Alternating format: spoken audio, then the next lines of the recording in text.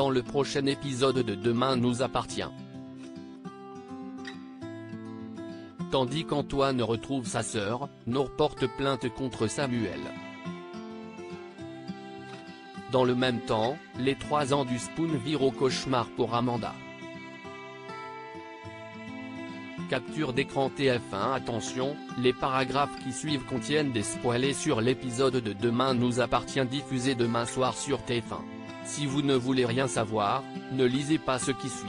Vendredi 20 mars dans Demain nous appartient. Antoine retrouve sa sœur. Nadine est vivante grâce à Antoine qui est parvenu à lui arracher son arme. Martin, qui refuse ses excuses, ne pensait pas qu'elle serait aussi lâche et ajoute qu'il veut désormais entendre un juge la condamner.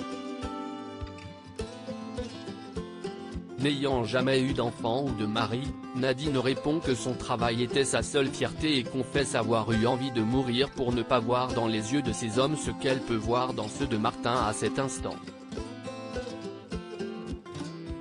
Pendant ce temps, Aurore enregistre la déposition d'Antoine et cherche à comprendre pourquoi il est allé au rendez-vous fixé par Nadine.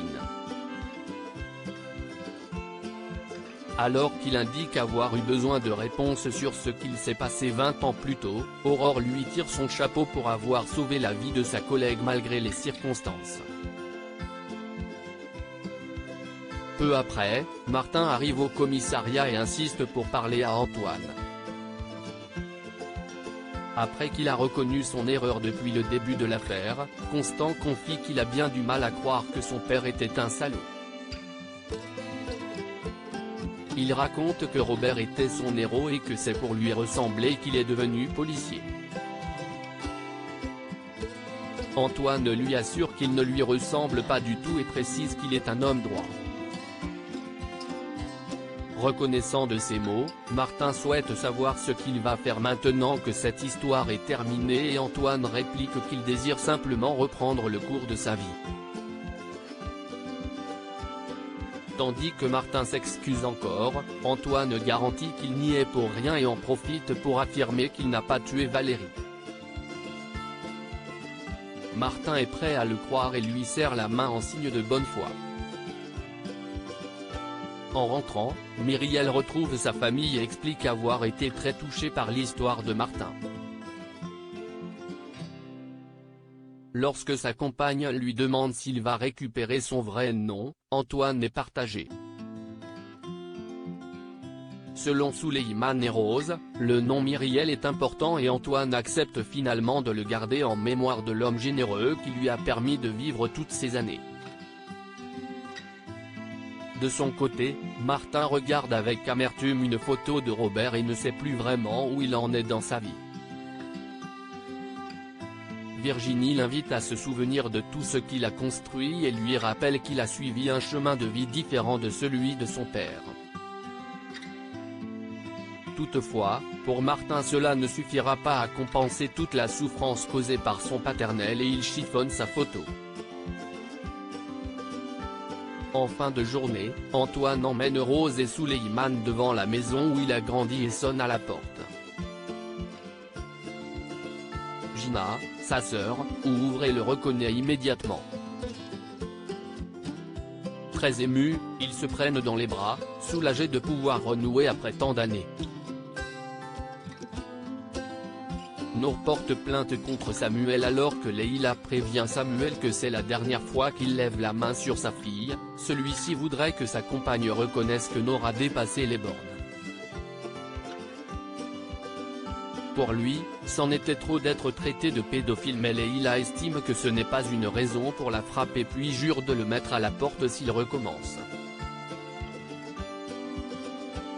Quand elle somme sa fille de s'excuser, la jeune femme refuse et certifie qu'il va payer pour ce qu'il a fait. Elle se rend ensuite au commissariat pour porter plainte contre lui. Sa démarche a peu de chances d'aboutir en l'absence de Marc mais Georges convoque cependant Samuel pour un rappel à la loi. Le policier informe Chardot qu'il sera poursuivi pour coups et blessures volontaires sur mineurs la prochaine fois. En parallèle, Leila est mise à pied 15 jours.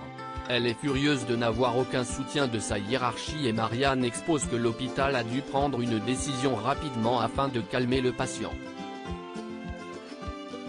Mais pour l'infirmière, il est inadmissible que l'hôpital les fasse travailler d'arrache-pied en les lâchant à la moindre difficulté. Par la suite, Samuel dit à Leila que sa fille est allée beaucoup trop loin et tandis que No rentre à son tour dans la discussion, une nouvelle dispute éclate.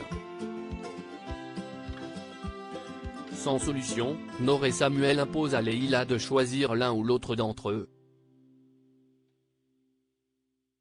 Leila rejette cet ultimatum et leur ordonne de régler rapidement leurs problèmes sans quoi c'est elle qui quittera le domicile. Les 3 ans des Spoon virent au cauchemar pour Amanda après avoir passé une nuit passionnelle avec Fred. Amanda rejoint Maxime au Spoon. Le fils d'Elcourt l'interroge pour savoir si elle a l'intention de le revoir mais Amanda ne se voit pas aller plus loin avec lui. Comme le Spoon organise une fête pour ses 3 ans, la jeune femme sollicite Christelle pour qu'elle l'aide à choisir une robe et la convie à passer la soirée avec elle. Même si l'assistante sociale pense qu'elle est trop vieille pour ce genre d'événement, elle promet d'en parler à Sylvain. La soirée du Spoon bat son plein lorsque Christelle et Sylvain arrivent. Mais le couple se sent rapidement mal à l'aise d'être les personnes les plus âgées. Amanda quant à elle est bien éméchée et danse avec de nombreux hommes de l'assemblée. Au moment où Sylvain constate qu'il s'agit de la collègue de sa femme, cette dernière remarque que c'est une sacrée allumeuse. Rien n'arrête Amanda qui ne veut qu'une chose, s'amuser et danser. Dans la nuit, la jeune femme est chez elle dans le noir et en pleurs. Pendant qu'elle rallume les lumières, on découvre que sa robe est déchirée et que ses sous-vêtements jonchent le sol.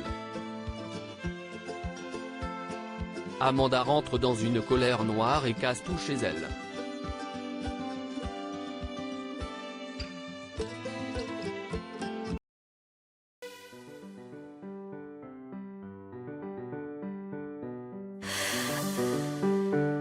The man I love just had a heart